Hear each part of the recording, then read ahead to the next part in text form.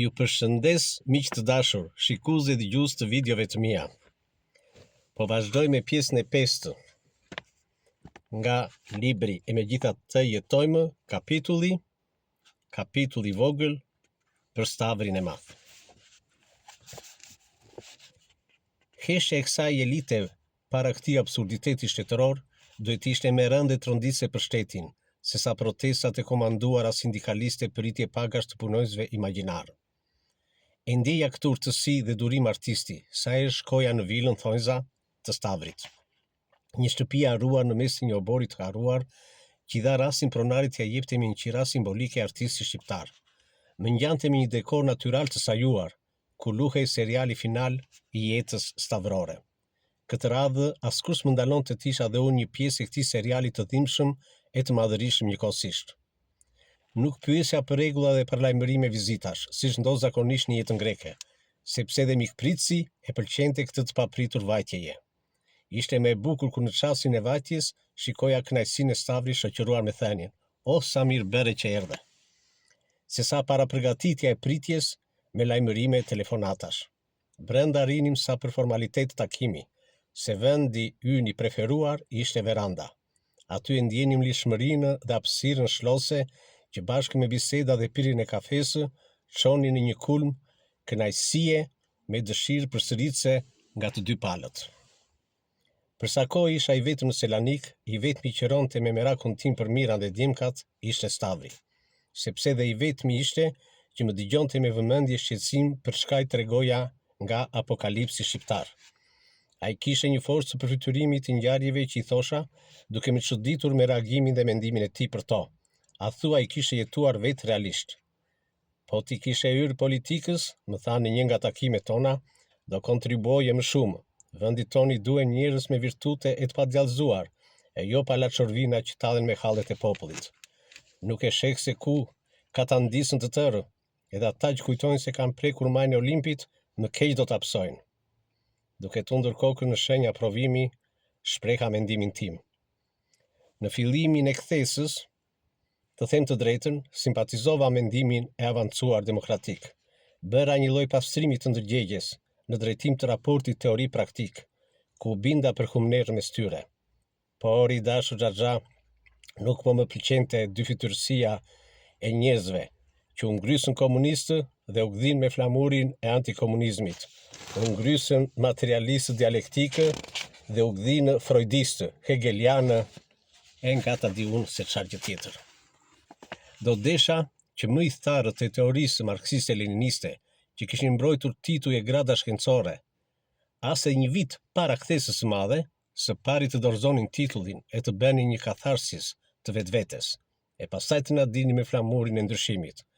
Kështu që vendosa t'i përshtatem sistemit të ri, jo me karrierë politike hipokrite, por me aktivitet ekonomik me drejtim biznesi. Të kuptoj jetë, të kuptoj. Mbase jetojmë në një kohë ku është vështirë zgjidhja e rrugës më të suksesshme. Tani, si e para dhe e dyta, pak na interesojnë. Të shpresojmë të bëhet xheç në të ardhmen. Për miran dhe dimka të kuptoj dhe t'jap të drejtë. Ta them vetëm ty, se nuk dua prishje gjaku me asnjë. Dua të jeni të gjithë në harmoni e dashuri. Për mua që nesër t'i sjellësh, e ke derën e hapur, po mendo pasaj si do reagonte Monda. Duro dhe ca, kam besim në ty siç kam patur gjithmonë. Janë të pamatshme biseda dhe debatet me këtë njeri, që kishte një aftësi zbutëse lehtësuese të gjendjes shpirtërore, aq të domosdoshme në ato çaste për mua. Kur ndodhte takimi ditën e kurrës, vija re për pjekën e Stavrit për të mposhur sikletin fizik dhe shpirtëror, shkaktuar nga ndikimi i fortë i ilaçit. Shikoja buzëqeshjen e zorshme, që në një kohë me ngrysjen e vetullave, do përbënin portretin më mistik të tij për brezat e arshëm. E megjithatë, verandën nuk e linin bosh, edhe në atë gjendje që për mua nuk ishte as pak mistike. Rrëfimi tim ndronte kah, duke sill fragmente kujtimesh me humor, sidomos të kohës studentore.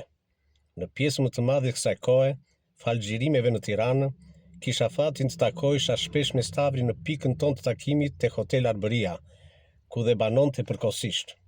Shtill them të dashur miq, për të kohë me të vërtet krenarie dhe kënaqësie që kam ndjerë në krah të këtij njeriu të adhuruar nga qindra e mira njerëz. Më mjaftonte vetëm një e qenë pranë tij për ta ndjerë vërtet veten më të vogël në shoqëri, por ama më të saktë e të përgjegjshëm për pozicionin e arshëm në këtë shoqëri. Në një nga këto takime të sikletshme, ku posa ishte kthyer nga spitali, i kujtova një ndodhi të lezetshme të asaj kohe, tashmë të largët, por të paharruar. Nuk e harroj atë ditë, kur po kalonim të dy në trotuarin para Hotel Dajtit në Tiranë.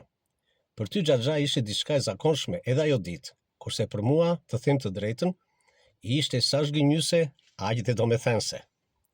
Ka lidhje me mua, me ty apo me të dy bashkë, se s'po të kuptoj këtë radhë, më pyeti paksa i çuditur Stavri.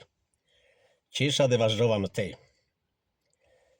Dhe ashtu dhe kështu, kur po ecnim në drejtim të qendrës, pash përballë në një farë distance një vajzë që me vrapim të lehtë po vinte drejt nesh.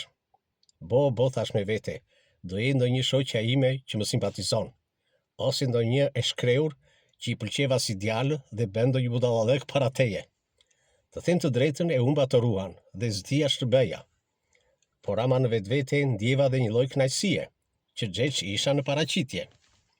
Gjithçka u zgjidh për pak sekonda. Nuk e mban mend se ç'ndodhi? Mbase për këtë rast se ka fajin skleroza që s'më kujtohet, mu përgjigj qetë Stavri. Vazhdova. Nuk e ka fajin skleroza, Xhaxha i dashur, por sasia e madhe e ndodhive të tilla që për ty ishin të përditshme. E që thua ti, ashtu me vrap të lehtë u afrua drejt nesh. Hapi krahët dhe të përqafoi pa u ndrojtur as pak. Ishte një nga adhuruesit e tua të panumërta. Mbaronte gjimnazin dhe deshte të vazhdonte për dramaturgji. Vetëm ty të deshte ta ndihmoje për të fituar konkursin. Unë nuk ekzistoja për te. As që i bëra përshtypje sadopak, dhe s'do më kish përshëndetur po mos oshe ti. Nipi im është student në ekonomik. Kaq fuqi magjike kishe tek njerëzit. Pa thënë asnjë fjalë, me një pshërtim mbase nostalgjike, mbase ankuse, afroi filxhanin e kafes në buzë, duke më bërë shenjë dhe mua ta pija. Pas ardhjes së miras me dimkat, ndroi vetëm programi i takimeve, e as pak intensiteti tyre. Caktua me miran ditën e shtunë të çdo jave të destinuar për vizitë në shtëpinë e Stavrit. Po ndërpres deri këtu pjesën e 5 dhe besoj që mbetet pjesa e fundit e këtij kapitulli. Ju falenderoj për vëmendjen, ju uroj gjithë të mirat. Mirupafshim.